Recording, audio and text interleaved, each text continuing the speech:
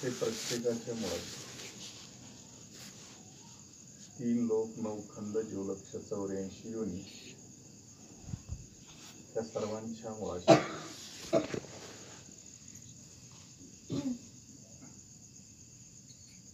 आणि हे मुळातलं ब्रह्मज्ञान सद्गुरूंनी आपल्याला दिले. आपलं शरीर सुद्धा त्या सत्तेनंच चालतं. त्या शरीरात त्या मुळात या शरीराच्या मुळात ती सत्ता आहे म्हणून हे शरीर चालतं.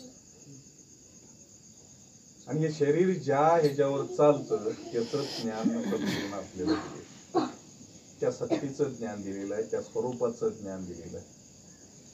आणि ते स्वरूप जिवंतपणे आपल्याला जाणता आलं पाहिजे, त्याला मानता आलं पाहिजे. एकाला जाणा, एकाला माना आणि एक व्हा.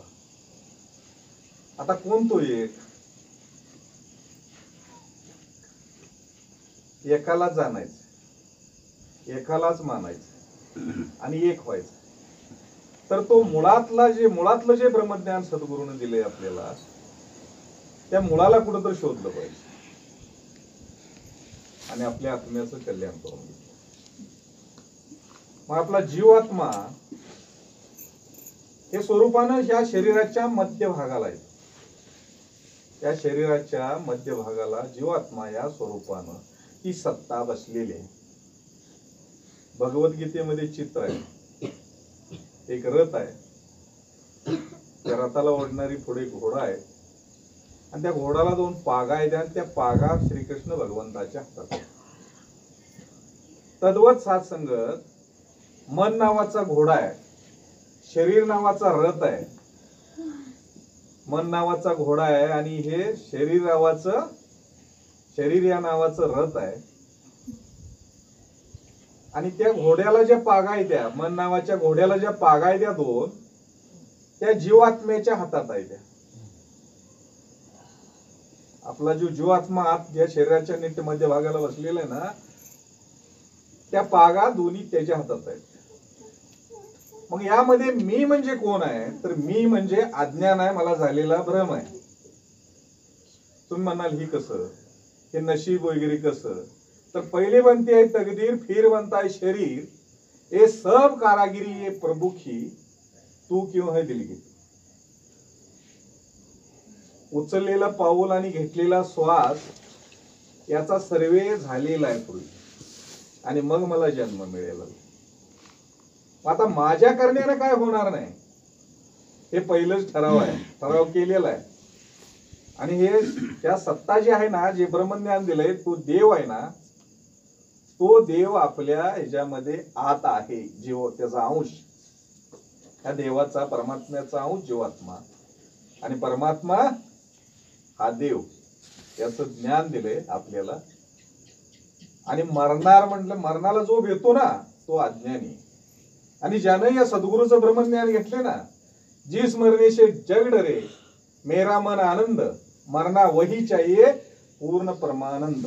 परमानंदाशी लागली टाळी आणि मग देह कोण सांभाळे. सात्संगत, खरंच सात्संगत. हरदेवानी मध्ये एक बंद आहे, त्या आत्म्याचं कल्याण सांगितलंय हरदेव बाबाजीने. आताच गीत झालं की परत फेड होणार नाही हरदेवा तुझ्या ऋण, ते ऋण फिटणार नाही, खरंच फिटणार नाही. आत्म्याचा या प्रवास मोठा, असे अल्प या देहाचा, तना मनाच्या शमीत राहून पत्ता ना कळला याचा. देह काचा आणि आत्मा हिरा, मोल तुला कळले नाही. भ्रमित झाला मिथ्या माझी, सत्य ज्ञान कळले नाही. ठोकरून तू या सत्याला खोट्याचा आश्रय घेशी, आत्म्याचे कल्याण विसरूनी देह आपुला सजविशी. हात पाय डोके आणि मस्तक असे जरी सारे काही, आत्मा यातून निघून जाता मोल तयाचे ना काही. आत्मा आहे म्हणून केवळ मोल असे या देहाला, म्हणे हरदेव गुरुज्ञानाने मुक्त करावे आत्म्याला. सात्संगत, आता त्याला जर मुक्त करायचं असेल तर मी मेला पाहिजे. मी नाहीच आहे हो अस्तित्वात. काय मी नाही म्हटल्यावर आता काय माहितीये का, तो आता जिवंतपणे जाणून घ्यायचा आहे. तो कोण आहे, ती सत्ता काय आहे याचं ज्ञान झालंय. तर त्याला तुम्हाला सांगतो तपासलं पाहिजे, एकाला जाणलं पाहिजे, एकाला मानलं पाहिजे आणि एक झालं पाहिजे. देव पावयाशी गेला आणि देव जीवन केला. सात्संगीची प्रेमाने बोला. भाव ठेवला महात्माजी. मन सारा छोड़ो पसारा करो कदर रंग डूबने की बात. ये तन मन की रेल बनी है 14 चक्की अनुहारा. इस गाड़ी में कौन बैठे है पंडित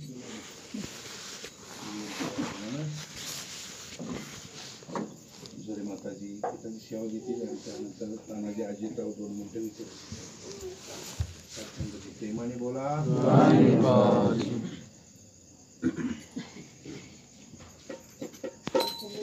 प्रेमाने बोला.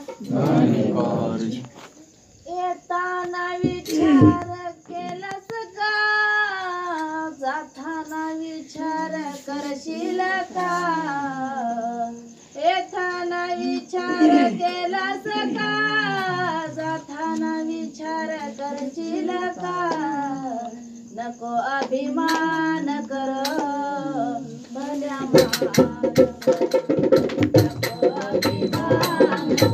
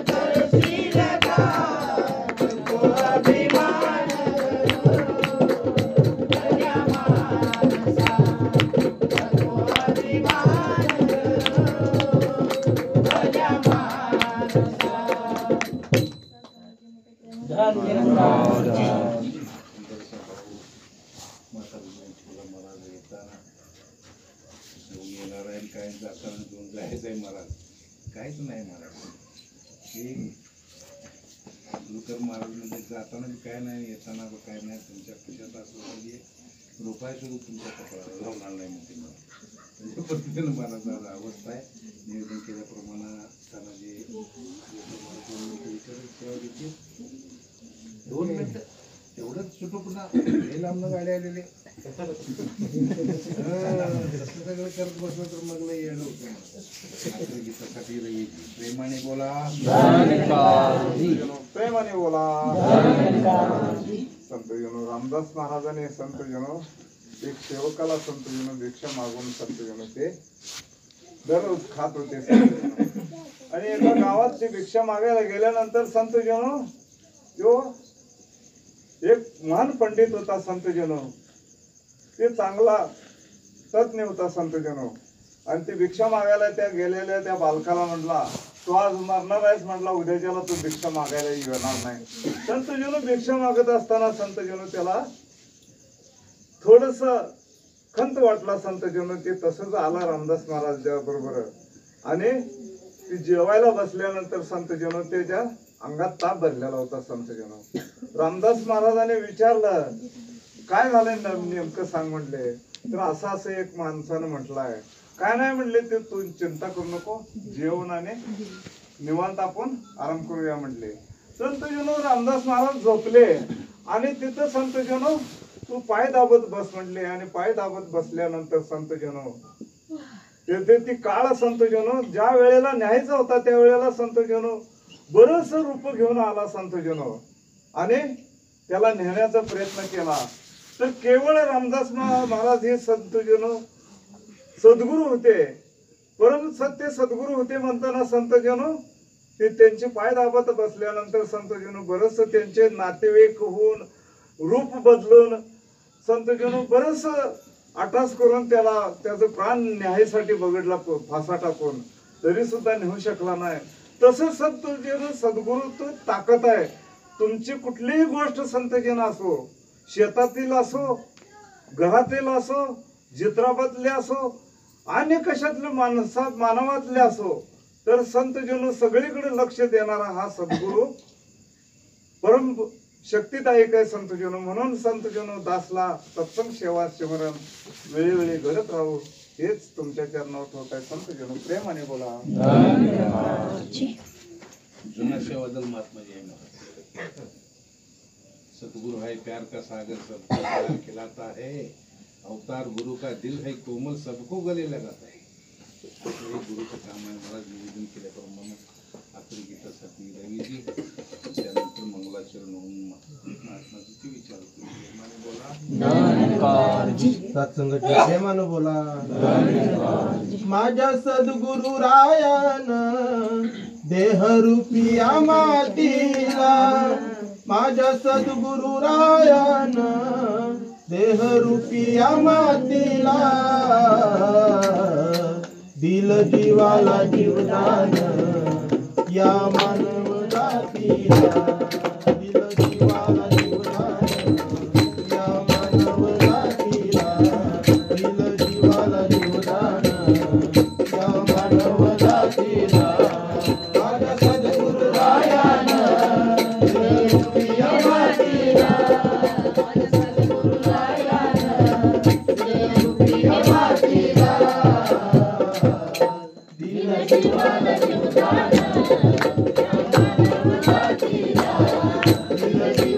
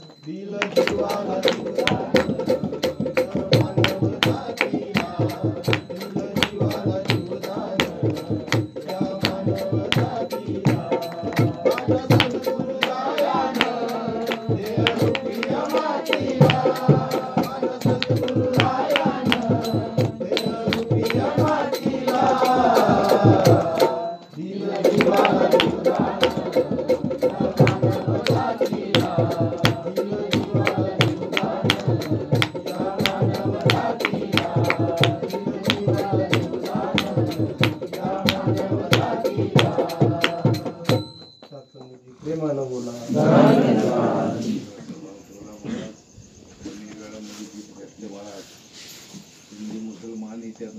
हिंदी मुसलमानी त्यात मराठी मिक्स केली. तुझी जान आहे की तर तुला कसली गाई नाही. प्रथम समान भवतारा त्यातला संतोषी थोडक्यात गीत घेतलं. त्यानंतर मंगलाचरण. 13 मे रेखा जायची रेखा राहायचा तिचा उपस्थित कार्यक्रम होणार. मग तुम्हाला मगाशी काय सांगितलं? सातारची ज्ञान प्रचारक रेखा रायजी यांच्या उपस्थितीमध्ये चर्चेला 13 मेचा कार्यक्रम होणार आहे. सगळ्यांनी महाराज हा वेळ काय संध्याकाळची जायची 7 ते 9 ची वेळ आहे महाराज. त्यानंतर मंगलाचरण महाराज सत्संगाची प्रेमाने बोला. हे परमात्मा हे निर्गुण निरंकार तू करता है जगत का तू सबका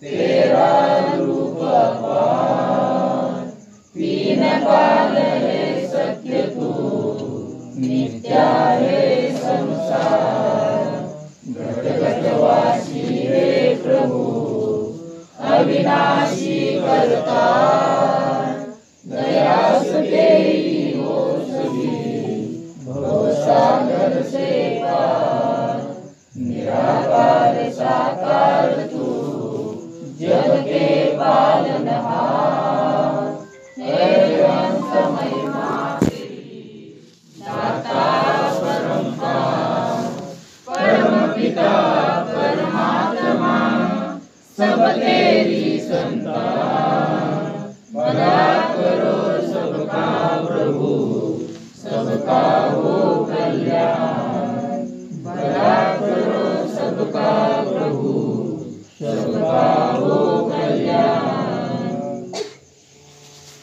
समुद्रवसने देवी पूर्वस्कंदमंडली कृष्ण प्रत्यक्ष रुकुंड महाकाय कोटी सूर्य समग्र निर्विघ्न कुरु मे देव सर्वकार्येषु गणनाथे प्रसिद्धान स्मरेत्यं वेदवाणी प्रयते तदशे गणाधिपते नमः. गुरुर्ब्रह्मा गुरुर्विष्णु गुरुर्देवो महेश्वरः गुरुः साक्षात् परब्रह्म तस्मै श्री गुरवे नमः. वसुदेव सुतं देवं कंसचाणूरमर्दनं देवकी परमानन्दं कृष्णं वन्दे जगद्गुरुं देवकी परमानंदं कृष्णं वन्दे जगद्गुरुं. आज आठवड्याच्या संगीत आपण जमलो आहे. बऱ्याच महात्म्याने तुम्हाला सांगितलं मानव जन्म कसा आहे आणि मानव जन्माने सद्गुरूची प्रार्थना आणि सद्गुरूचं नामस्मरण काय केलं पाहिजे. हा शेवटचा जन्म आहे. सगळ्या महात्म्याने तुम्हाला आजपर्यंत सांगितलेलं आहे. 84 लक्ष युनिट होऊन मग आपल्या मग आपण आता सत्संग का करायचे. पुन्हा त्या 84 लक्ष युनिट फिरत करून जायचं नाही. मोक्ष मिळावं. 84 लक्ष फिरणं अतिशय कठीण काम आहे. म्हणून हा शेवटची अवस्था आहे. म्हणून म्हटलेलं आहे सांगितलेलं आहे जाणीव करून दिलं आहे परमेश्वराचं नामस्मरण करा. परमेश्वराचं नामस्मरण काय फायदे होतात जीवनात ते नामस्मरण केल्यानंतर करतात. सद्गुरूची आठवण आपण काय करायचं. सद्गुरू काहीतरी देतोय या अपेक्षेनं आपली किती आहे. 2 तास आपल्या जीवनातला जो वेळ आहे इतका वेळ आपण घालवतो नाश करतो वेळेचा. मगाशी गायकवाड महाराजांचा टाईम इज मनी त्याच्या पुढे सांगितलं time and tide do not wait for anybody. काळ आणि वेळ हा कोणासाठी थांबत नाही. काळाचा अंग आहे त्यावेळेस येणार आणि वेळही निघून जाणार, आपण काहीतरी करत बसलो. तर एवढे 24 तास रात्र दिवस एवढी वेळ आपण जातो आणि 2 तास इथे येऊन काय केलं पाहिजे? नामस्मरण. आपल्याला जीवनामध्ये जन्म घेतल्यापासून कधी जे मिळालं नाही ते इथं मिळतंय. मग ते आपण वेळेत येऊन केलं पाहिजे. आणि वेळेत आलं की आपल्याला सर्व महात्म्यांचे विचार ऐकून आपण त्या विचारांना आपलं मन प्रफुल्लित करूया. व्यथा आहे, मानव जन्मामध्ये व्यथा सर्वायला. प्रपंच करत असताना सुखी कोण आहे? म्हणून रामदासांनी श्लोकामध्ये म्हटलं, जगी सर्व सुखी असा कोण आहे, विचारी मनात त्याची शोधून पाहिजे. स्वतःच्या मनाला जे विचारायला सांगितले, स्वतःच्या मनानं काय उत्तर दिलं कोणीच नाही. अजूनही मानवाचं मन शोधायला कोण शिकेल? त्या जगात कोणी शिकेल? देव असो, महात्म्य असो, आणखी कोण श्रेष्ठ असो, असा हा मायाजवळ संसार. त्या संसारात आपण गुंतून बसलेलो आहे. तर त्याच्यातून सोडवणूक काय आहे? तर सत्संगी सोडवणूक.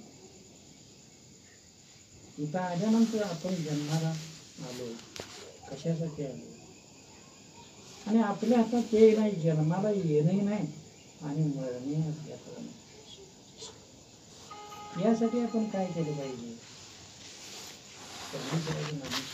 गुरुला सतत आठवलं पाहिजे. ते कसं आठवलं पाहिजे? मनामध्ये कुठल्याही प्रकारची भावना नाही पाहिजे.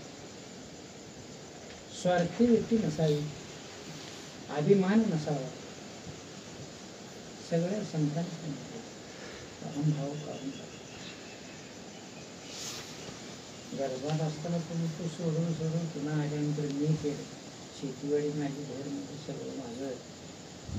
पिंजऱ्यातला पोपट निघून गेला, पिंजरा टाकून द्यायचा, जाळून म्हणजे पिंजरा, म्हणजे पिंजरामध्ये आत्मा.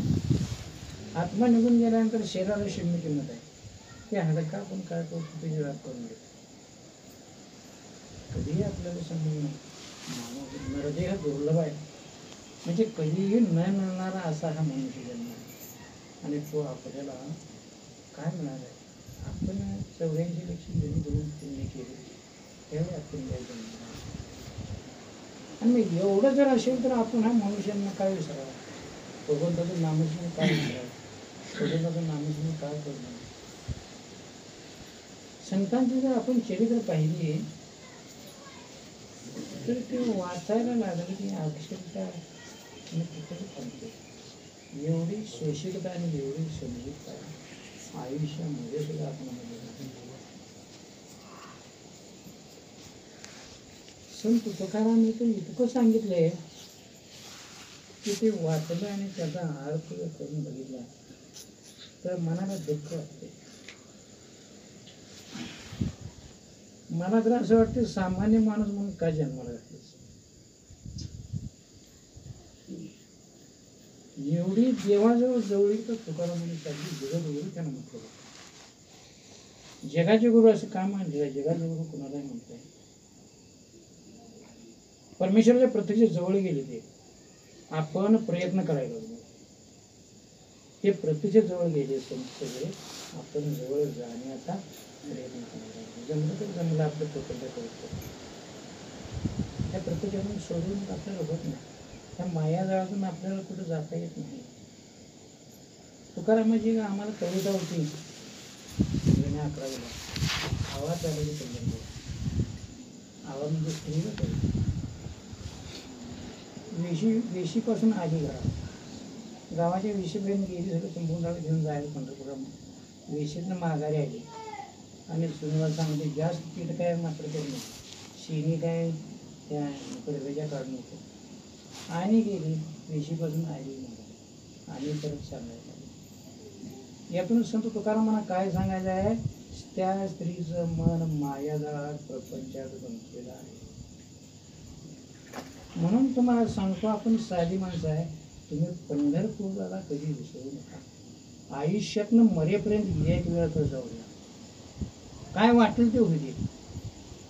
आपल्याला खायला पैसे आहेत, चैनी करायला पैसे आहेत, कपडे घ्यायला पैसे आहेत, फिरायला पैसे आहेत, जत्रेला जायला पैसे आहेत, पण पांडुरंगाच्या दर्शनाला जायला पैसे आहेत का नाही आपल्याला? जन्माला आल्यापासून मरेपर्यंत नव्हती. एकदा पण सोयीच मिळते आपण दर्शन. मग आपण एवढा आपण कंटाळा करतो, तर संतांनी त्यांच्याशिवाय काय केलं? चरणी मस्तक सदोदित.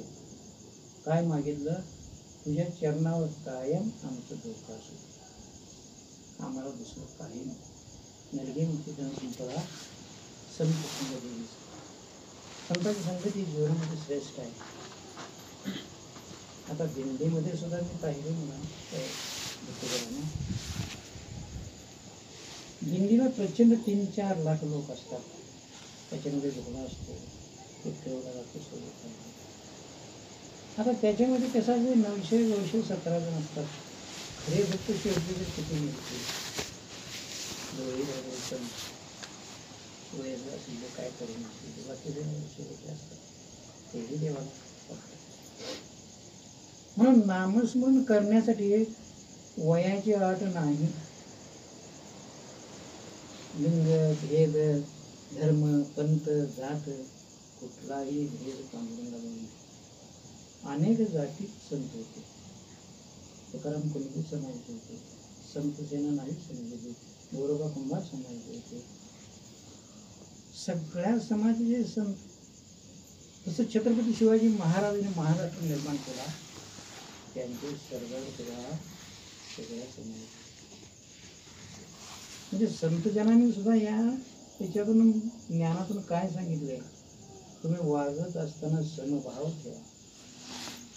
आपण जरी त्या जाती जाते त्या जाती कशाला? मानवता हेच खरी.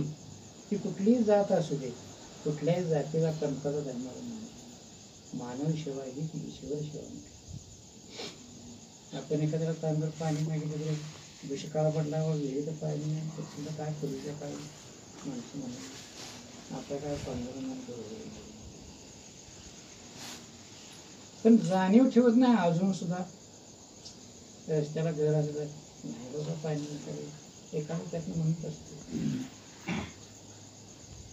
आता पाणी म्हणजे काय जीवन, माणसाचं जीवन, माणसाचं जीवन परमेश्वरानं आपलं. तर सत्संग ही कशासाठी आहे? जगातील जेवढी राष्ट्र आहेत त्यांनी आपापलं प्रेमाने वागावं, परंतु वागत नाहीत. भारत पाकिस्तान चालू.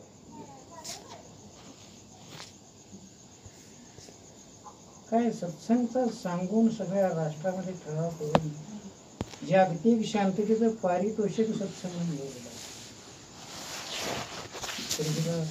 पाकिस्तानाकडे काय होते? आपला देश सहिष्णुतेचा आहे. कोणालाही न विचारता त्यांनी ताबडतोब हल्ला केला. पण आपल्या पंतप्रधानांनी त्या आपल्या घटनेत आहे धर्मसहिष्णुता. आपण समोर दिसला की आपला सैनिक लगेच गोळी घालत नाही, पण त्यांचा मात्र पटकन गोळी घालतो. त्यांच्याकडे विचार, धर्मसहिष्णुता, मानवता नाही, परंतु भारतीय जवानाकडे धर्मसहिष्णुता आणि मानवता आहे. पंतप्रधानांनी, राष्ट्रपतींनी आदेश दिल्याशिवाय, चर्चा केल्याशिवाय युद्ध करायचं नाही. पाकिस्तानकडे तसं नाही. कोणत्याही वेळी उठायचं, कोणत्याही वेळी लढा द्यायचा. तसं मानव सेवा करण्यासाठी सत्संगची स्थापना झाली. अमेरिकेत सत्संग आहे, इस्रायलमध्ये आहे, रशियामध्ये आहे. सर्व देशामध्ये अवतारसिंग महाराजांनी संगती केलेली आहे. गुरुबच्चनशी प्रयत्न करून पोचवलेले आहे. तुकाराम महाराजांनी याची सुरुवात केली पेशावरमध्ये. पेशावर पाकिस्तानात फाळणीनंतर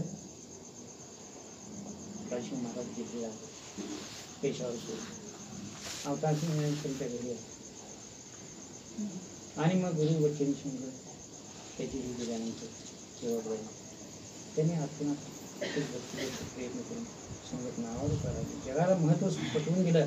प्रेमाने बोला असं का म्हटलेलं आहे? सगळं प्रेमानं सर्व घडत असतं.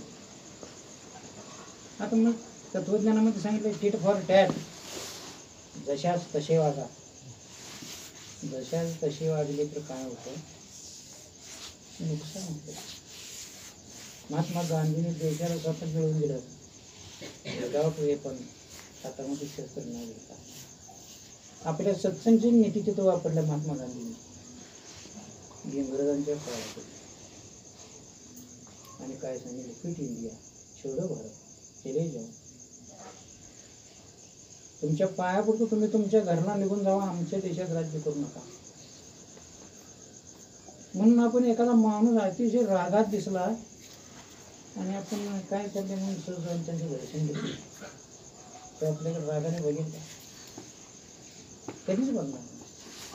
म्हणून सत्संगाने सांगितलं नतमस्तक व्हा, सद्गुरूच्या चरणी नतमस्तक व्हा. हे पहिलं महत्वाचं. अभिमान सोडून टाका आणि नतमस्तक व्हा. नतमस्तक झाला तरच तुम्हाला सद्गुरू विषय. प्रार्थना करा, नामस्मरण करा, पण कुठलीही स्वार्थाची भावना न ठेवता. परमेश्वर तुमच्या साथीला येणार आहे, सद्गुरू तुमच्या साथीला येणार आहे, तो सांगून येणार नाही. परंतु मनातच आता सुद्धा आपल्या समाजामध्ये आहे, 10 बोकडं कापली, नवस पूर्ण झालं, मुलगा झाला, मुलगा वरती झाला, ते नवस नाही इथे चालू. परमेश्वरानंच ते काम केलं पाहिजे, सद्गुरू तिथपर्यंत पोचला पाहिजे. अनेक देव एकाला माना. गांधी महाराजांनी मला सांगितलं 100 देव आहेत,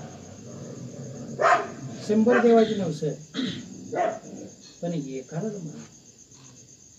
एकच देव आहे, एक निरंकार प्रभूलाच माना. निरंकारी प्रभूच तुमचं कल्याण करणार आहे, दुसरं कोणीही करणार नाही. आता गुरु शिष्य नातं कसं असतं ते तुम्हाला मी एका कथेत सांगतो.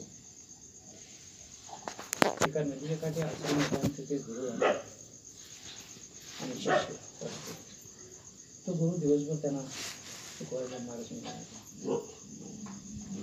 आणि संध्याकाळी त्याची रिव्हिजन आवडती, तुम्ही काय काय शिकला हे विचार सांगायला प्रत्येकाला. मग अशी बरेच 21 वर्षे शिकवले आणि 21व्या वर्षी शिक्षणात जाणीव झाली. आता आमचं ब्रह्मचर्य आश्रम संपलं की महाराज आणि त्याची घरी घरी जायचं. काय ठीक आहे, तुम्हाला सोडतो आणि सगळे संध्याकाळी एकत्र जमूया. मग सांगत महाराजांनी साधू महाराजांनी सांगितलं तुमची विद्या पूर्ण झाली, परंतु मला जे भोग भोगायचे आहेत ते माझं शिल्लक आहे आणि मी काशी विश्वेश्वरला ते भोग भोगण्यासाठी जाणार आहे, गुरु म्हणाले. आणि माझ्यासाठी कोण येते हात वर करा. सगळ्यांनीच खाली माना. गुरुसेवेला सगळ्यांनीच खाली माना घातल्या. संदीपान नावाचा एक शिष्य होता. महाराज येत आहे, अरे अजून तुझं मन निश्चित कर, तुला फार यातना भोगावं लागणार ते मायाशी घेताना.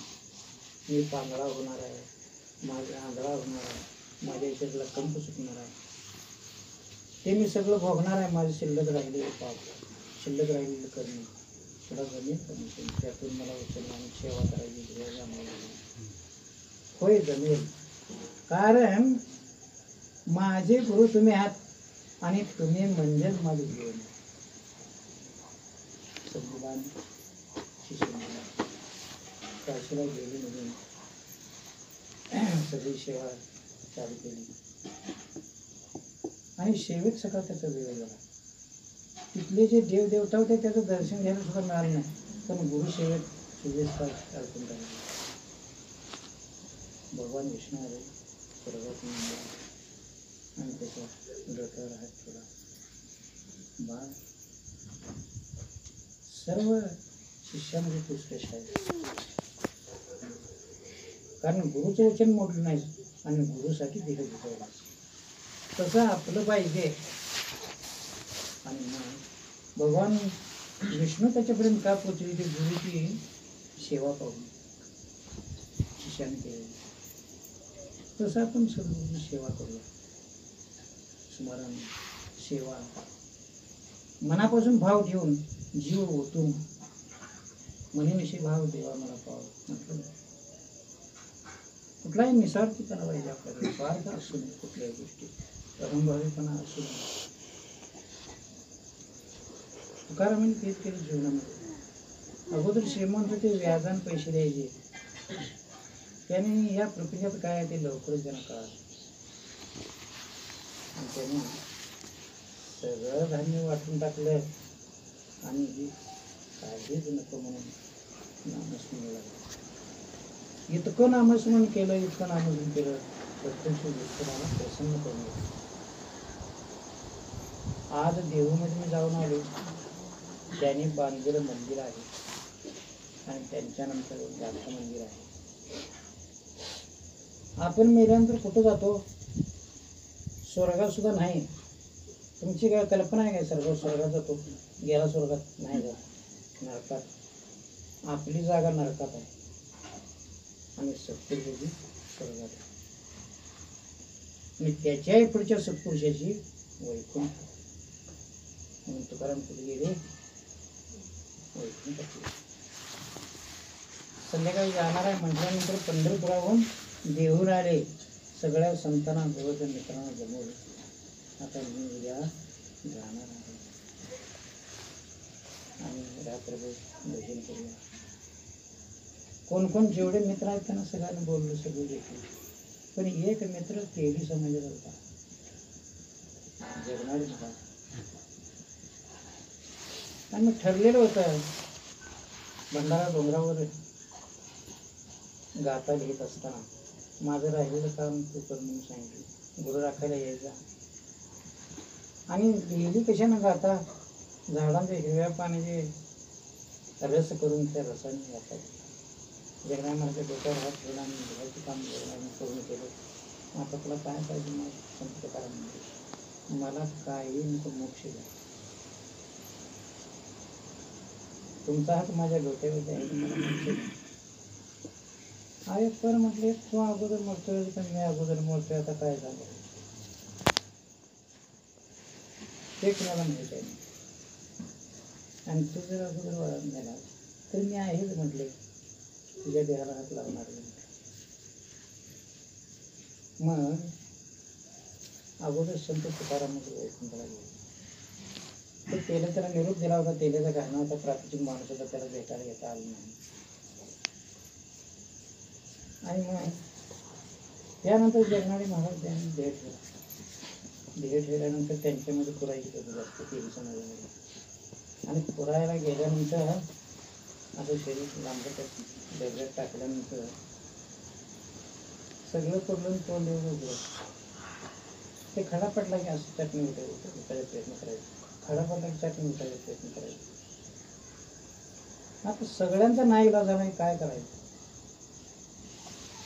मग संतांनी आठवण केली. संत तुकाराम महाराजांचे परमप्रिय होता. मग तुकारामाचे अभंग बोलायला सुरुवात केली. वैकुंठात त्यांना आणि वैकुंठाहून विमान खाली होते आणि 2 खडे त्या मुखावर टाकले. चरण स्पर्श केला आणि मग जगणारे महाराजांनी केलं. इथं का भाव आपल्यामध्ये नाही?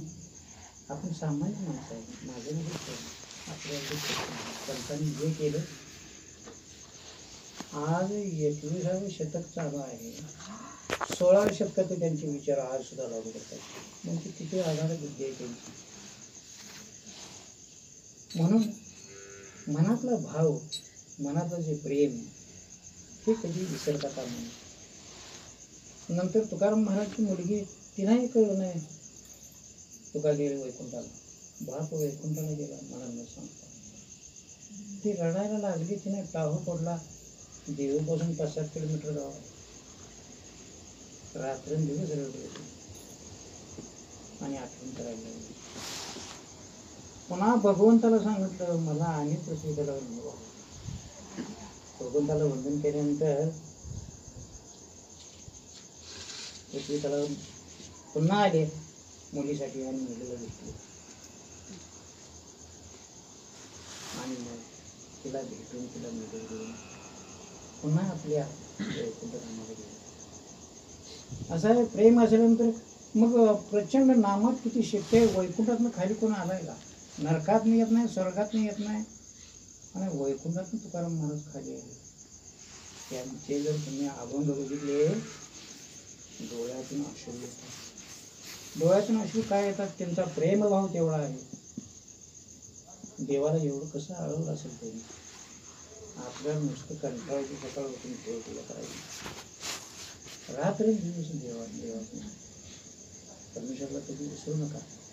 तुम्ही सुद्धा जीवनामध्ये काय वेळ याचं बंधन नाही. कधी झोपताना, उठताना, बसताना, वाटणे चालताना, जेवण करताना कधी पण नाम घ्या. काय वेळेचं बंधन नाही. सत्संगमध्ये आल्यानंतर जे तुम्हाला विचार मिळतात त्याचा तुम्ही जीवनामध्ये अवलंब करा. तसं वागायला शिका. प्रेमाने बोला. ही ब्रीद वाक्य आहे, प्रेमाने बोलत चला. कुठल्याही प्रकारचं तुम्हाला त्रास होणार नाही. आणि हा आमचा सद्गुरू राजा तुमचं कल्याण निश्चितच करेल. तुमचं जीवन यशस्वी होईल. तुमचा प्रपंच सुखाचा होईल. तुम्हाला कुठेही भीती वाटणार नाही.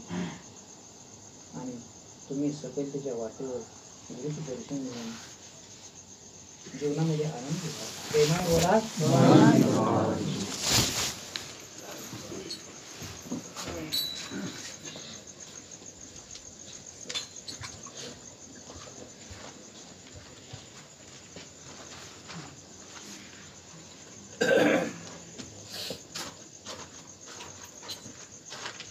प्रेमाने बोला.